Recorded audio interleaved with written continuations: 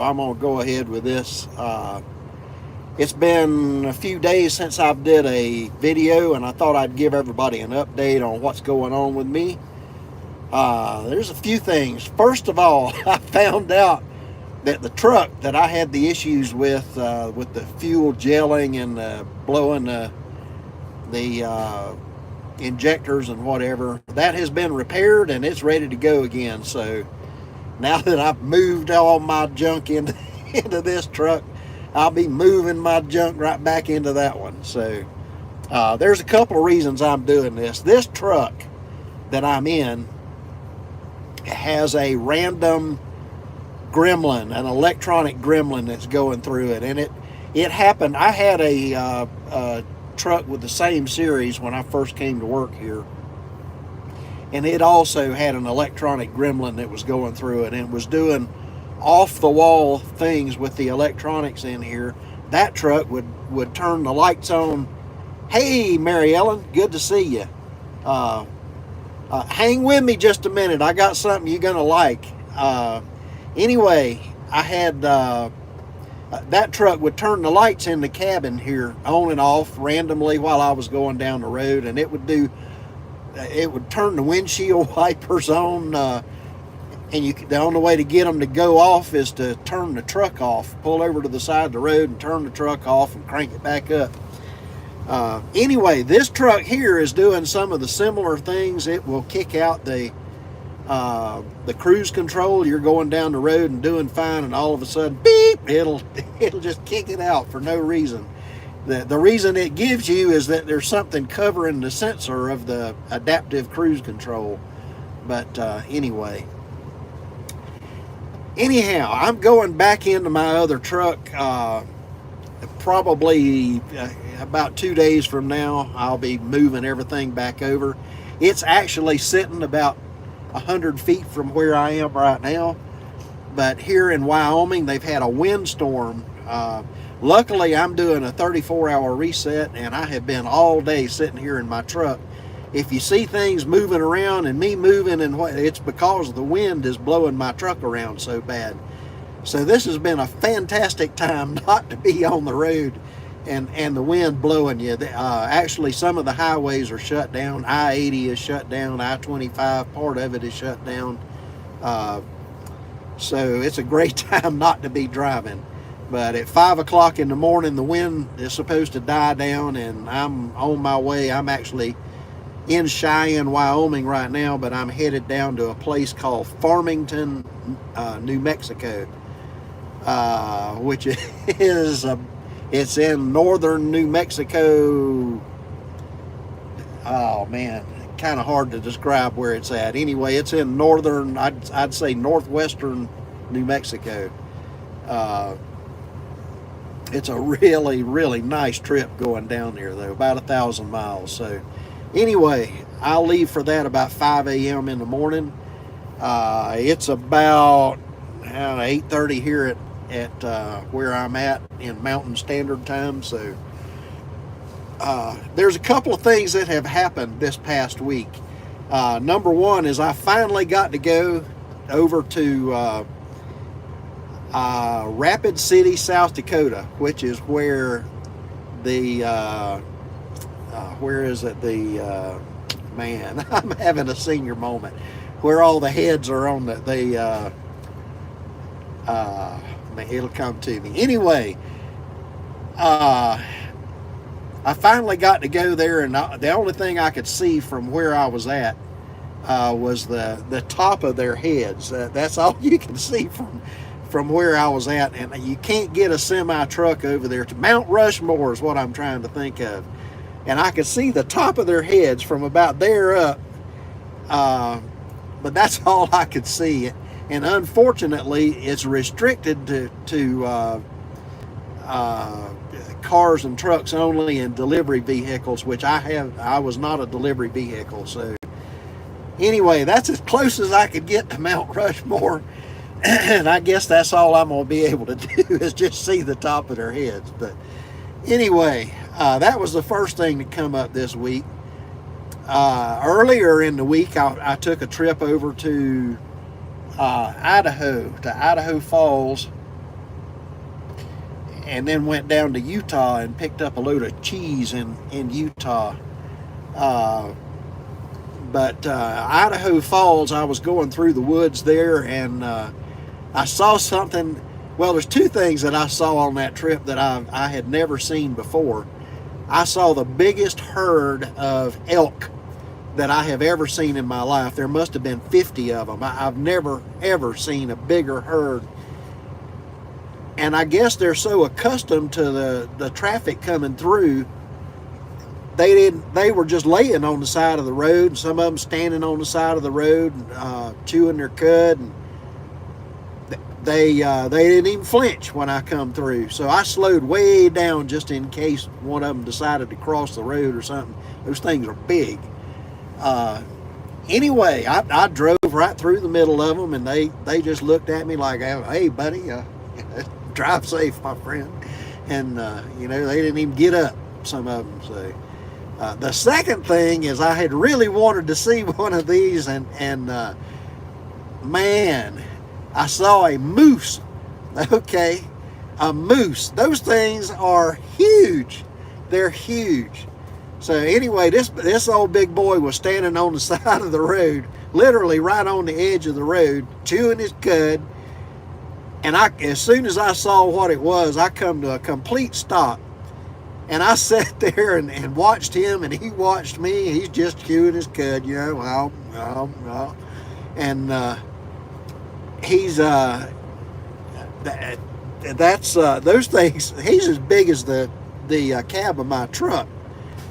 And anyway, finally, I decided that he wasn't going to cross the road, and he was just standing there. So I slowly began to edge around. I give him plenty of room, and I edged around him, and he just stood there and watched me go by. So that's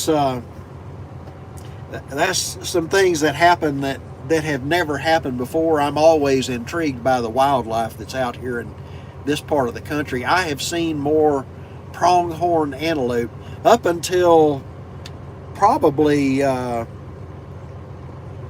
year ago or so. I had never even seen one. Never ever in my life seen one. And they're out here by the thousands. I mean, you see herds of them that'll have 30, 40, 50 of them in a herd. And I see them pronghorn antelope everywhere now. Deer, there's a different kind of deer out here than there is. It's not the white-tailed deer that I'm used to down in the southern United States. You see them everywhere up here too. So anyway, it's been a really, really good week. I always like going over to Idaho and then coming down through Utah. Utah is a beautiful state. It's just, so is Idaho. And as far as this part of the country is concerned, North and South Dakota and Wyoming and Montana, to me, there's something that's just extremely appealing about it, and it's desolate out here. You go for places where you can, as far as the eye can see, you cannot see a tree.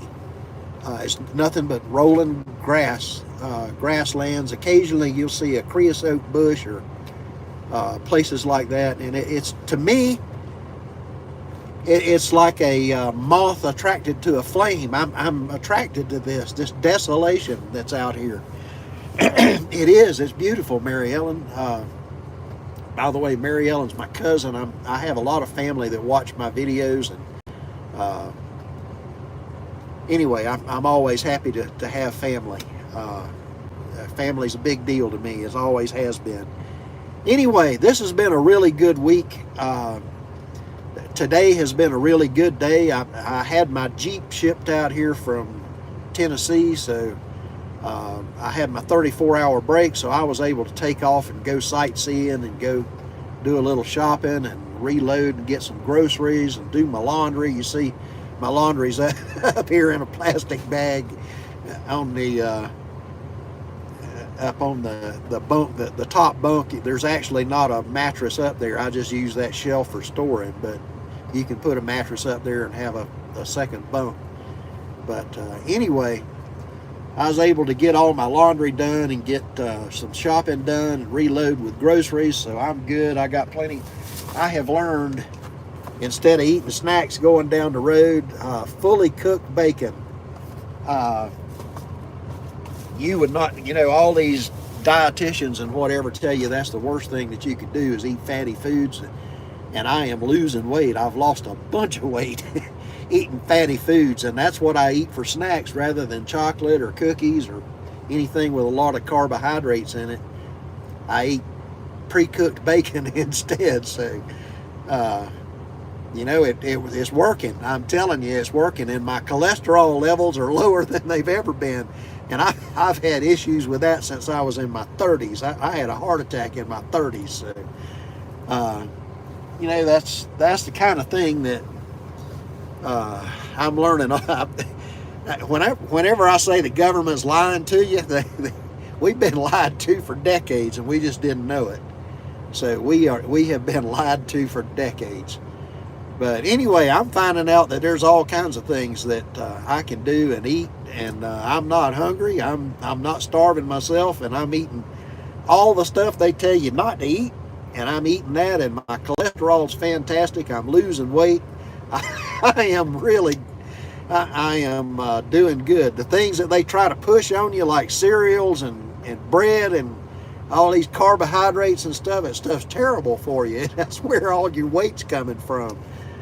Fried foods and breaded foods and man, anyway, I could get into that. Well, I'm gonna do a video and actually go into a little further detail on how I've lost all this weight. But anyway, I can't think of anything really that I need to tell you now, other than just do this update and tell you that some of the cool things that have happened this past week with supply chain issues. Let's talk about supply chains. For those of you that know what I'm doing and the company that I'm running for, I have finally started to see that supply chain issues have finally hit here. It's affecting the food. It's affecting the amount of loads that I get that I'm taking out to the stores and whatever. I understand that the distribution center is not able to get the once a week, Mary Ellen, I have to, if I drive, Mary Ellen's asking me how often I get this kind of time off. It's a 34-hour reset, and it's mandatory. You can only drive or work for 70 hours in any 8-day period. So I try to drive my clock out every day, and by doing that, then it gives me a day off every week. 34 hours is a full 24-hour day plus a 10-hour break. So anyway, that's the way it works out. But I try to get a 34-hour break every week. But I work, like, whenever I'm working, I am really working. I'm driving my clock out every day. I'm doing everything I can. Anyway, supply chain issues have finally hit here. It was a big shakeup earlier this week and the week before. We're starting to see that the distribution center is not able to get all of the product that they need in order for us to send it out to the stores, and it's affecting the amount of loads that we get. There's been a real reshuffling of how loads are assigned. For a day or two there last week, all I did was just sit around and do nothing because there was nothing for me to do. They were trying to reshuffle everything. But anyway, I'm at 14 hours and 33 minutes. It'll cut me off at 15. I've got to go, but supply chain issues are very real, and they've finally hit here. So stock up if you can. Buy a freezer and pack it full.